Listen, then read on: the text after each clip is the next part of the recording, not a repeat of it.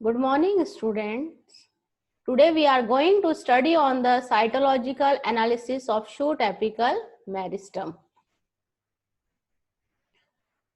Cytological analysis experiments have been made to determine the location and number of initials by the application of colchicine. Colchicine increases the number of chromosomes in a few cells as the derivatives of such cells possess the increased number of chromosomes. It is possible to identify all the cells that are derived from the colchicine affected cells by their enlarged nuclei. If the affected cells is an initial, entire regions of tissues, the cells of which have the increased chromosome number result. Thus, polyploid chimera are artificially formed. This phenomenon makes it possible to identify the initials. So here you see the cell layers on which colchicine applied, and here you see the large size of cells. Earlier cytologists worked on this phenomenon to find out the initials of cells. Histochemical and ultrastructural investigations have indicated that different cytohistological zones in the shoot apical meristem represent region of localized physiological activity.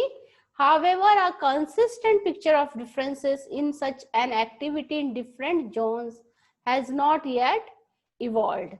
In support of the quiescent zone concept in the shoot apical meristem and wetting meristem concept of the French school, the RNA content and the level of RNA synthesis activity in the central zone are found to be low compared to the flank meristem in the vegetative phase of the plant, in contrast to high RNA content and level of RNA synthesis activity seen during the transition to reproductive phase.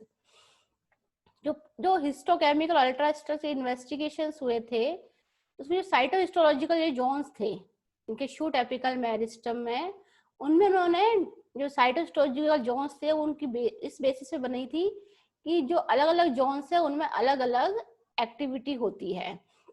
तो उन्होंने जो activity note की उसमें एक जो हम लोग बात करते हैं कि जो क्विसेंट जोन कॉन्सेप्ट आया था जिसको ये वेटिंग मेरिस्टम कहा था फ्रेंच स्कूल वाले जो साइंटिस्ट ने, तो उन्होंने कहा था कि जो आरएनए की जो कंटेंट है और आरएनए की सिंथेसिस है वो जो सेंट्रल जोन है उसमें जब वेजिटेटिव फेज में होता था उस समय इसकी कंटेंट कम रहती है कोशिका के अंदर, लेकिन जैसे ही रिप्रोडक्टिव फेज आती है वैसे ही इसकी कंटेंट हाई हो जाती है इस एरिया में आरएनए कंटेंट और आरएनए सिंथेसिस. तो ये इन्होंने जो एक्टिविटी नोट की थी उसको उन्होंने जो नाम support of the quiescent zone, उन्होंने उसको नाम दिया क्विसेंट जोन. ये कुछ समय के लिए तो इनएक्टिव रहती है, बाद में ये एक्टिव हो जाती है. तो जो साइटोलॉजिकल जोन्स थे, जो अदर साइंटिस्ट थे उन्होंने साइटोलॉजिकल जोन्स बनाए थे, उसमें जैसे अरेबिडोप्सिस है, ये थे सेंट्रल मदर जोन, ये पेरिफेरल जोन, ये रिब जोन. तो इसमें उन्होंने बताया था जो अरेबिडोप्सिस में जो रिसेंट जो स्टडीज हुई हैं 2000 के आस में, Arabidopsis shoot apical meristem can be analysed in terms of cytological zones और cell layers. The shoot apical meristem has cytological zones that represent regions with different identities and function.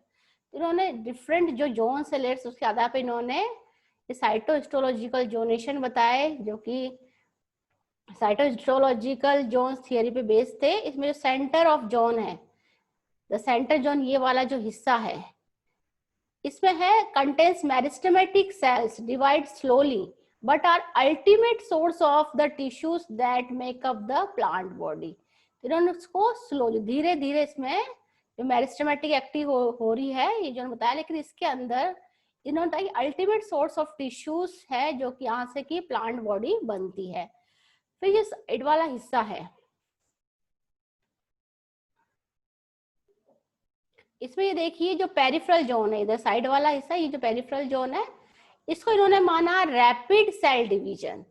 The peripheral zone in which cell divide rapidly surrounds in the central zone and produces the leaf primordia. और इस हिस्से से ही यहाँ से जो leaf primordia है उसका initiation start होता है। तो यहाँ पे जो सेल जो एक्टिविटी होती है रैपिडली, यहाँ पे सेल्स ग्रो होते हैं मेरिस्टेमेटिक सेल्स। फिर ये जो बीच वाला हिस्सा है जो सेंट्रल जोन के जस्ट नीचे वाला उसको बोलते हैं रिब जोन। ये लाइज करता है तो interior of the central zone and generates the central tissues of the stem. The shoot apical meristem also has cell layers. हम जब ना जो स्टडीज की हैं ऑर्गेनाइजेशन उसमें हम देखते हैं कि जो सेल लेयर्स होती है मेरिस्टेमेटिक सेल्स में वो दो तरह की होती है, जिसमें कि एक में होता है एंटीक्लिनल डिवीजन और एक में होता है जिनमें कि पेरिक्लिनल डिवीजन। तो जो अर्ली जो वो थे साइटोलॉजिस्ट उन्होंने इस बेसिस पे इन्होंने बताया कि most cell divisions are anticlinal in the outer L1 and L2 layer.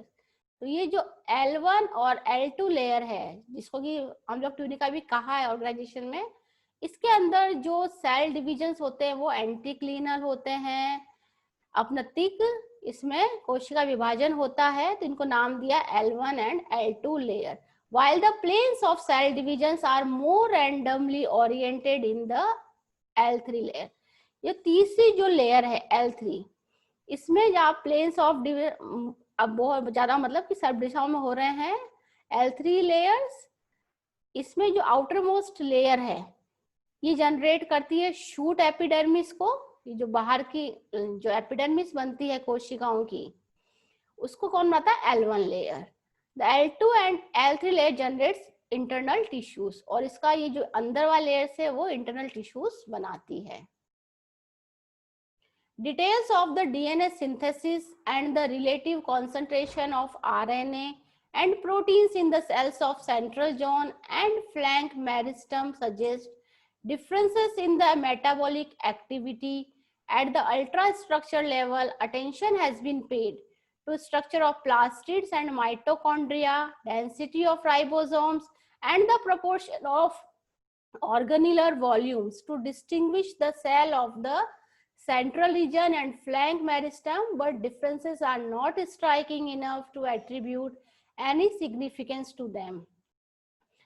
तो जो अगर हम डिटेल्स एनालिसिस करते हैं इन दोनों रीजन्स की, सेंट्रल जोन और फ्लैंक मेरिस्टम की, तो इन्होंने जो साइंटिस्ट है उन्होंने इनको किस किस बेस पे इनका डिस्टिंग्विश करने की कोशिश की कि डीएनए कैसा बन रहा है, डीएनए सिंथेसिस, जो कॉन्सेंट्रेशन है आरएनए की वो कितनी है दोनों रीजन्स में, उसका कंपैरिजन करके प्रोटीन्स कौन से बन रहे हैं, और जो मेटाबॉलिक एक्टिविटी हो रही है वो कैसी हो रही है, तो इसमें राइबोसोम्स कैसा है, प्लास्टिड का स्ट्रक्चर कैसा है, और जो डेंसिटी राइबोसोम्स की वो कैसी है, जो भी ऑर्गेनेल्स है उसकी वॉल्यूम्स क्या, उनकी बेसिस पे उन्होंने ये जो दोनों रीजन्स है उनको अंदर अंतर करने की कोशिश की है, लेकिन ज्यादा अंतर नहीं दिखाई दिए गए इतने।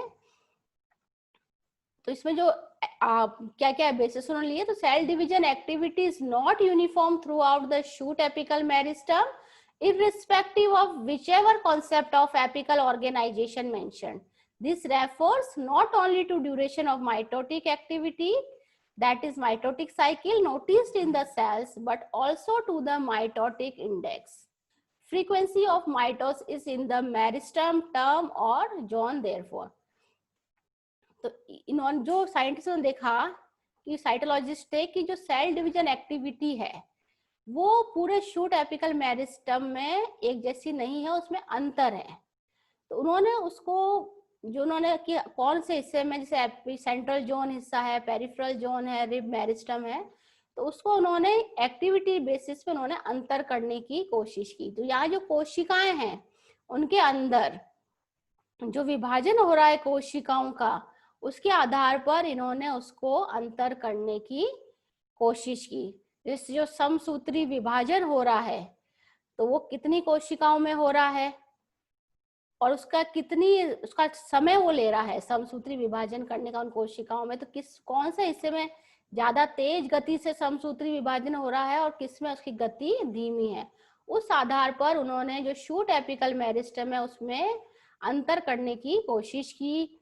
तो इसमें इन्होंने जो क्राइटेरिया लिया कि कौन कौन से माइटोटिक इंडेक्स है। माइटोटिक इंडेक्स क्या होता है?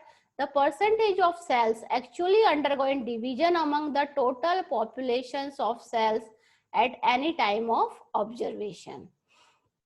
तो उसमें क्या है कि जो आप ऑब्जर्वेशन ले रहे हो उस समय माइटोटिक इंडेक्स वो है कि जो कि परसेंटेज बताता है सेल्स का, जो कि हकीकत में डिविजन्स जो भी आपने पॉपुलेशन सेल की चुनी उसमें से कितने जो सेल्स हैं जिनमें कि विभाजन हो रहा है, उसको जब टाइम ऑफ ऑब्जर्वेशन को वो जो स्टडी हो कहलाएगी आपकी माइटोटिक इंडेक्स।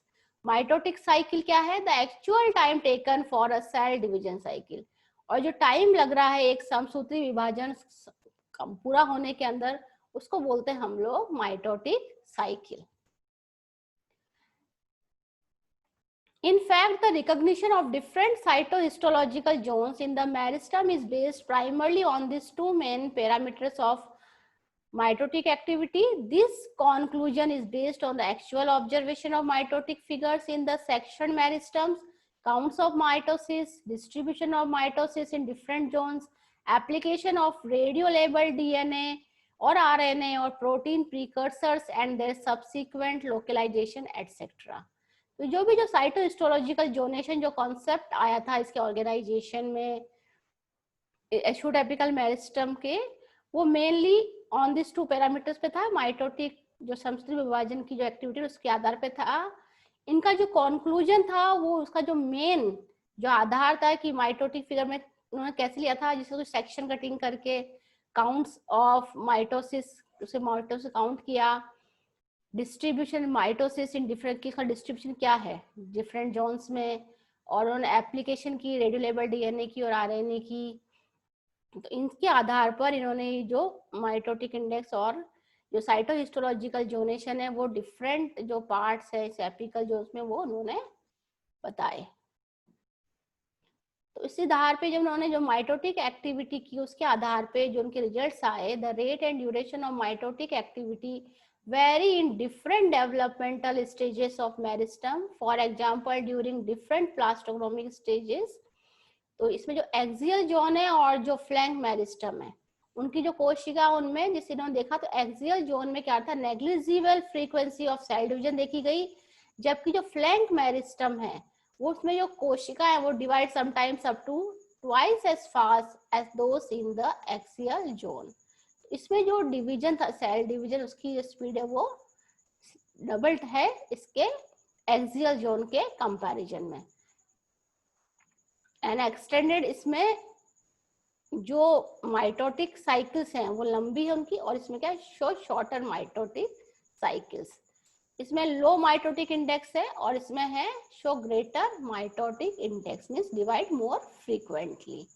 तो इस आधार पे इन्होंने दो डिविजन्स बताए, फ्लैंक मेरिस्टम और एक्सियल जोन। तो यहाँ पे जो कोशिकाओं का जो विभाजन हो रहा है बहुत ही तेज गति से होता है।